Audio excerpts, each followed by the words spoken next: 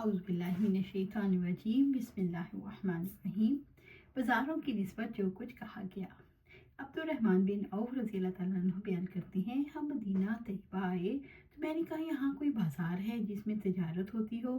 میرے دینی بھائی سعد بن ربیع نے بتایا کہ کینکا بازار ہے۔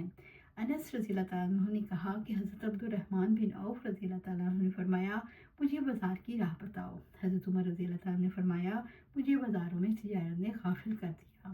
عائشہ رضی اللہ تعالیٰ عنہ سے روایت ہے، انہوں نے کہا کہ آپ صلی اللہ علیہ وسلم نے فرمایا ایک لشکر خانہ کعبہ پر چڑھائی کرے گا، جب وہ مقام بیضاء پر پہنچے گا تو اول سے آخر تک تمام لشکر کو زمین میں دھنسا دیا جائے گا۔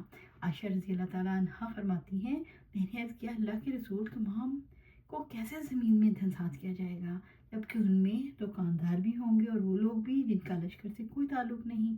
آپ نے فرمایا اول سے آخر تک سب کو زمین میں دھنسا دیا جائے گا، پھر انہیں اپنی اپنی نیتوں کے مطابق قبروں سے اٹھایا جائے گا۔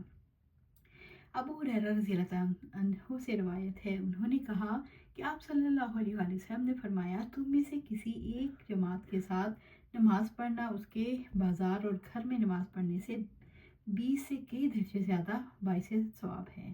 اس لیے کہ جب وہ وضو کرتا ہے اور اسے اچھی طرح بناتا ہے، پھر مسجد میں آتا ہے اور اس کا ارادہ صرف نماز پڑھنے کا ہوتا ہے، اس کو نماز ہی مسجد میں لے کے آتی ہے، تو ایسے حالات میں وہ قدم نہیں اٹھاتا مگر اس کے باعث ایک درجہ بلند ہوتا ہے، نیز اس کے بدلے میں اس کا ایک گناہ بھی معاف ہوتا ہے، اور فرشتے تو مسلسل اس کے لیے دعا کرتے ہیں جب تک وہ اپنے مسئلے پر بیٹھا رہتا ہے جس پر اس نے نماز پڑھی ہو۔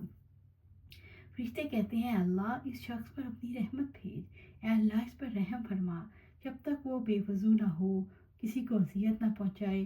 نیز آپ نے فرمایا جتنی دیر تک آدمی نماز کی وجہ سے مسجد میں رکا رہتا ہے وہ نماز ہی میں شمار ہوتا ہے۔ انس بن مالک رضی اللہ تعالیٰ عنہ سے روایت ہے، انہوں نے فرمایا نبی صلی اللہ علیہ وآلہ وسلم ایک دفعہ بازار میں تھے تو ایک شخص نے ابو القاسم کہہ کر آواز دی۔ جب نبی صلی اللہ علیہ وسلم اس کی طرف متوجہ ہوئے تو اس نے کہا میں نے تو اس شخص کو بلایا تھا۔ جس پر نبی صلی اللہ علیہ وآلہ وسلم نے فرمایا تم لوگ میرے نام پر نام رکھ لیا کرو لیکن میری کنیت پر اپنی کنیت نہ رکھو۔ انس رضی اللہ تعالیٰ عنہ ہی سے روایت ہے، انہوں نے فرمایا ایک شخص نے بقیع میں ابو القاسم کہہ کر پکارا تو نبی صلی اللہ علیہ وسلم اس کی طرف متوجہ ہوئے۔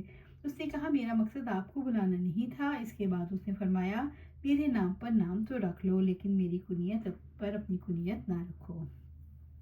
ابو ہریرہ دوسی رضی اللہ تعالیٰ عنہ سے روایت ہے، انہوں نے فرمایا نبی صلی اللہ علیہ وسلم دن کے وقت ایک طرف نکلے مگر نہ آپ مجھ سے باتیں کرتے اور نہ میں آپ سے کوئی بات کرتا، حتیٰ کہ آپ بنو کینکا کے بازار میں پہنچے، پھر واپس ہوئے اور حضرت فاطمہ رضی اللہ تعالیٰ عنہا کے مکان کے صحن میں بیٹھ گئے۔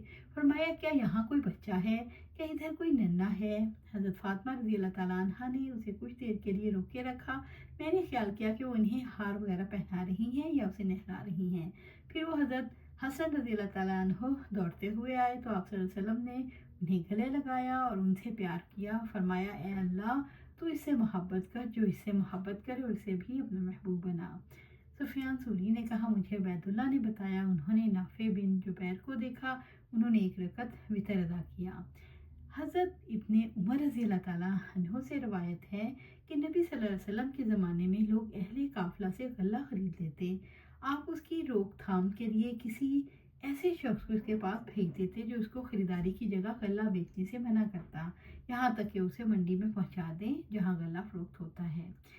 ابن عمر رضی اللہ تعالیٰ عنہ ہی سے روایت ہے، انہوں نے کہا کہ نبی صلی اللہ علیہ وسلم اس بات سے منع کرتے تھے غلہ جس وقت خریدا جائے اسی وقت وہیں فروخت کر دیا جائے یہاں تک کہ اس پر پورا قبضہ نہ کر لیا جائے۔